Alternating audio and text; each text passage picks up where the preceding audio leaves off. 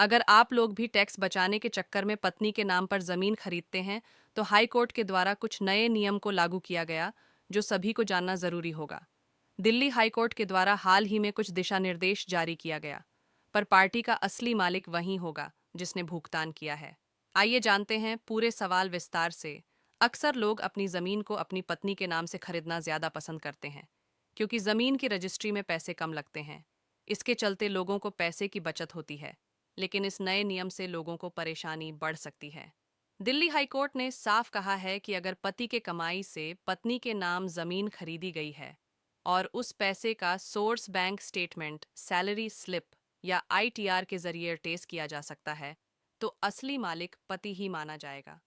केवल नाम की रजिस्ट्री से पत्नी को मालिक नहीं माना जा सकता। अक्सर लोग टैक्स बचाने या रिश्तों में पारदर्शिता दिखाने के लिए पत्नी के नाम पर प्रॉपर्टी लेते हैं, लेकिन जब रिश्ते बिगड़ते हैं या विवाद होता है तो नाम की रजिस्ट्री पति के खिलाफ चली जाती है। अब हाई कोर्ट ने इस स्थिति को बदलते हुए कहा है कि साफ सुथरी कमाई से खरीदी गई प्रॉपर्टी जिसका भुगतान पति ने किया हो, वो उसी की मानी जाए।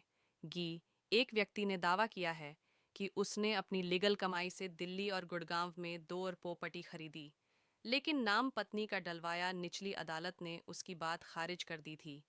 लेकिन दिल्ली हाई कोर्ट ने उसे स्वीकार किया है कि मामला बेनामी कानून के तहत नहीं जाएगा, क्योंकि फंड का स्रोत स्पष्ट और वैध है।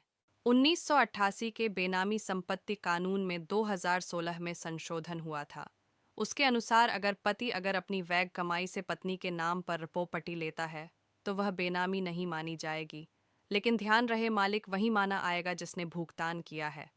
कोर्ट ने यह भी कहा है कि यह राहत केवल वैध एवं रटेक की जा सकने वाली इनकम पर लागू होगी।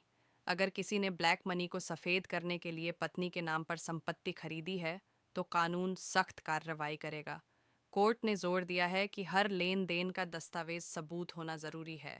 अगर आप भी ज़मीन खरीदना चाहते हैं तो कुछ बातें का ध्यान ज़रूर रखें, जैसे पैसे का स्रोत स्पष्ट हो, bank statement, salary slip, ITR आदि हो, एवं एक लिखित एग्रीमेंट बनवाए जिसमें लिखा हो कि पैसे किसके हैं और प्रॉपर्टी की असली स्वामी कौन है। फैमिली में खुलकर चर्चा करें, जिससे भविष्य में गलतफहमी न हो। किसी योग्य वकील से सलाह ले या कि रजिस्ट्री से लेकर कानूनी दस्तावेज सही बने। अब घबराने की ज़रूरत नहीं, बस सावधानी ज़रूरी है।